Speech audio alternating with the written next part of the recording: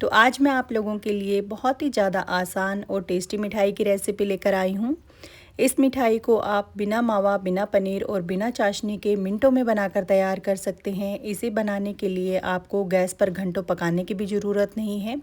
इस मिठाई को हम बिना पकाए बनाएंगे। इस मिठाई की सबसे ख़ास बात है कि कम मेहनत में और कम सामान में ये मिठाई बनकर तैयार होती है, लेकिन यकीन मानिए फ्रेंड्स, बहुत ही ज़्यादा टेस्टी बनती है ये मिठाई। तो अगर आपको मेरी ये मिठाई की रेसिपी पसंद आए तो वीडियो को लाइक और चैनल को सब्सक्राइब करना बिल्कुल मत भूलिएगा। तो चलिए फ्रेंड्स, बनाना शुरू करते हैं ये रेसिपी। तो इस रेसिपी को बनाने के लिए सबसे पहले हम यहाँ पर लेंगे चिवड़ा यानी कि पोहा। ये आसानी से आपको किसी भी ग्रोसरी स्टोर पर मिल जाएगा, ज़्यादातर हर घर में ये अवेलेबल होता है। तो मैं इस रेसिपी के लिए 2 कप पोहे का यूज़ कर रही हूँ। पोहे को छन्नी में इस तरीके से पहले छान लेंगे, उसके बाद हम इसे यूज़ करेंगे। अब दूसरे साइड हम गैस पर एक कढ़ाई रखेंगे। इस छने हुए पोहे को इस कढ़ाई में डाल देंगे। इस पोहे को भूनने के लिए हमें इसमें घी वगैरह कुछ भी डालने की ज़रूरत नहीं है। इसे हम इस तरीके से सूखा ही भून लेंगे। तो गैस की फ्लेम को मैंने हाई किया हुआ है। हाई फ्लेम पर इस तरीके से इसे लगातार चलाते हुए भून लेंगे।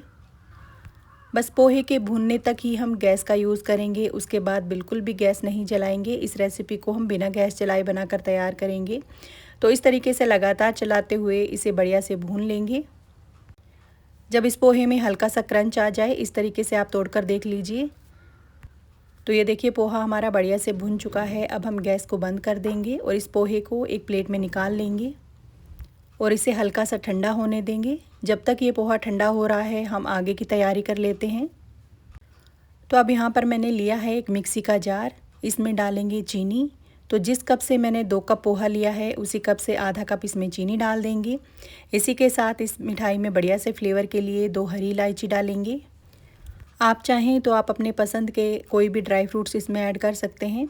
अब चीनी और इलायची का एकदम बारीक सा पाउडर बनाकर तैयार कर लेंगे। तो यहाँ पर मैंने चीनी को मिक्सी में पीस लिया है और ये देखिए, इसका एकदम बढ़िया सा बारीक पाउडर बनकर तैयार है। अब इसे भी हम छान लेंगे। इस पूरी रेसिपी में हर चीज़ को छानना ज़रूरी है। छानने से इस मिठाई का टेस्ट और भी अच्छा आएगा। और हमने इसमें इलायची के जो छिलके साबुत डाले हैं, वो भी छनकर अलग हो जाएंगे।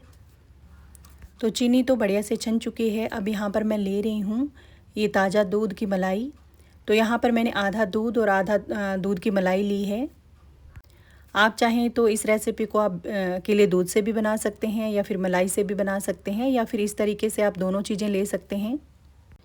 मलाई से इस मिठाई में टेस्ट बहुत बढ़िया आएगा, एकदम क्रीमी सा टेक्सचर आएगा इस मिठाई का, और हमें इसमें घी भी डालने की ज़रूरत नहीं पड़ेगी। तो मलाई को चीनी के साथ अच्छे से मिक्स करेंगे। इस रेसिपी के लिए हमें ताज़ा मलाई का ही यूज़ करना है। 1 से 2 दिन की मलाई आप इसमें यूज़ कर सकते हैं। मलाई अगर ज़्यादा पुरानी रहेगी तो मिठाई हमारी अच्छी नहीं बनेगी, इसका टेस्ट अच्छा नहीं आएगा और मिठाई जल्दी ख़राब हो जाएगी। तो ये लीजिए, हमारी मिलाई अच्छे से चीनी के साथ मिक्स हो चुकी है। अब दूसरे साइड पोहा भी ठंडा हो चुका है। इस पोहे को एक मिक्सी जार में डालकर इसका एकदम बारीक सा पाउडर बनाकर तैयार कर लेंगे। इसका बिल्कुल बारीक पाउडर बनाना है, इसको दरदरा नहीं पीसना है। बारीक पाउडर बनेगा तो मिठाई का टेस्ट बहुत बढ़िया आएगा। तो ये देखिए, मैंने इसे बिल्कुल बारीक पीस लिया है।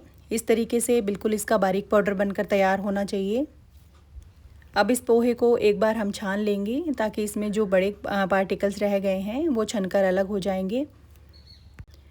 तो इसी बाउल पे जिसमें हमने मलाई और चीनी को मिक्स किया है, उसी के ऊपर छन्नी रख कर इसे छान लेंगे।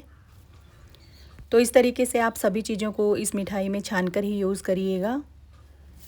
तो पोहे के इस पाउडर को भी इसी बाउल में छान लेंगे। तो सभी चीज़ें अच्छे से छन चुकी है। अब यहाँ पर मैं ले रही हूँ 1 कप मिल्क पाउडर। तो जिस कप से मैंने 2 कप पोहा लिया था, उसी कप से मैंने सभी चीज़ें नाप कर ली है। तो 1 कप इसमें मिल्क पाउडर डाल देंगे और अच्छे से मिक्स कर देंगे। मिल्क पाउडर डालने से इस मिठाई का टेस्ट बिल्कुल मावा जैसा आएगा। आप इस रेसिपी के लिए किसी भी ब्रांड का मिल्क पाउडर ले सकते हैं। ये बहुत ही आसानी से आपको किसी भी किराना स्टोर पर मिल जाएगा। तो सभी चीज़ों को एक बार इस तरीके से चम्मच से अच्छे से मिक्स करेंगे। तो अभी आपको ये हल्का सा गीला लग रहा होगा, लेकिन ये बिल्कुल भी गीला नहीं है। जो पोहा है वो दूध और पानी को ऑब्जॉर्व करता है। तो हम इसे जैसे जैसे मिक्स करते जाएंगे ये तुरंत ही इस तरीके से बिल्कुल टाइट सा हो जाएगा। इसे आप हल्का सा सॉफ्ट ही रखिएगा। इस तरीके से हाथों से इसे मसल मसल कर एकदम सॉफ्ट सा डो बनाकर तैयार कर लेंगे। अभी ये देखिए ये हल्का सा इस तरीके से टाइट हो गया है, क्योंकि जो पोहा है उसने दूध और मलाई को ऑब्जॉर्व कर लिया है। तो बिल्कुल इस तरीके से सॉफ्ट सा डो हमें बनाकर तैयार करना है। तो ये लीजिए बिल्कुल सॉफ्ट सा हमारा मिठाई का डो बनकर तैयार है। अब इस मिठाई को सेट करने के लिए मैंने यहाँ पर ये मिठाई का ही खाली डिब्बा लिया है, जिसमें मिठाई पैक होके आती है, वही वाला डिब्बा मैंने ले लिया है। आप चाहें तो आप कोई भी स्टील या प्लास्टिक का कंटेनर ले सकते हैं इस मिठाई को सेट करने के लिए। अगर आप इस मिठाई को सेट करने के लिए इस तरीके का कोई प्लास्टिक का कंटेनर ले रहे हैं तो आपको उसमें घी या बटर पेपर कुछ भी लगाने की ज़रूरत नहीं है। ये बहुत ही आसानी से कंटेनर से निकल जाता है। तो इस तरीके से हाथ से और चम्मच से इसे अच्छे से सेट कर लेंगे। अब इसे सेट करने के लिए हमें फ्रिज में या फिर पंखे के नीचे रखने की बिल्कुल ज़रूरत नहीं है। तुरंत आप इस मिठाई को बनाकर तुरंत कट कर सकते हैं। हमने इसे डब्बे में इसलिए डाला था ताकि ये एक शेप में आ जाए। तो ये देखिए बहुत ही आसानी से ये कंटेनर से निकल जाता है। अब इस मिठाई को बिल्कुल मार्केट जैसा लुक देने के लिए मैं इस पर थोड़ा सा चांदी का वर्क लगा रही हूँ। चांदी का वर्क लगाना पूरी तरह से ऑप्शनल है। अगर आप नहीं लगाना चाहते हैं तो आप इसे स्किप कर सकते हैं। आप चाहें तो आप इस मिठाई को प्लेन भी रख सकते हैं, या फिर इस पर थोड़े से कटे हुए पिस्ता, काजू या बादाम बारीक कट करके इस पर लगा सकते हैं। अब इसकी कटिंग करेंगे। मेरी कटिंग करने से ही आपको पता चल रहा होगा कि मिठाई कितनी ज़्यादा सॉफ्ट बनी है और बिल्कुल आसानी से ये कट हो जाती है। अब इस पर थोड़े से कटे हुए बादाम और थोड़े से पिस्ता लगा देंगे ताकि मिठाई दिखने में और भी टेस्टी दिखे। इस मिठाई को ऊपर से इस तरीके से डेकोरेट करना पूरी तरह से ऑप्शनल है। अगर आप नहीं करना चाहते हैं तो आप इस मिठाई को प्लेन रख लीजिए। मिठाई का टेस्ट वैसे ही बहुत बढ़िया आने वाला है। तो ये लीजिए बहुत ही आसानी से मिनटों में हमारी मिठाई बनकर तैयार है। मैं एक पीस आपको कट करके दिखाती हूँ कि अंदर से हमारी मिठाई कितनी ज़्यादा सॉफ्ट बनी है। ये देखिए मिठाई दिखने में ही जितनी टेस्टी दिख रही है, अंदर से उतनी ही ज़्यादा सॉफ्ट और एकदम मुंह में घुल जाने वाली बनकर तैयार हुई है। तो फ्रेंड्स, आप इस मिठाई को कब बना रहे हैं मुझे कमेंट करके ज़रूर बताइएगा। अगर आपको मेरी ये रेसिपी पसंद आई हो तो वीडियो को लाइक और चैनल को सब्सक्राइब करना बिल्कुल मत भूलिएगा।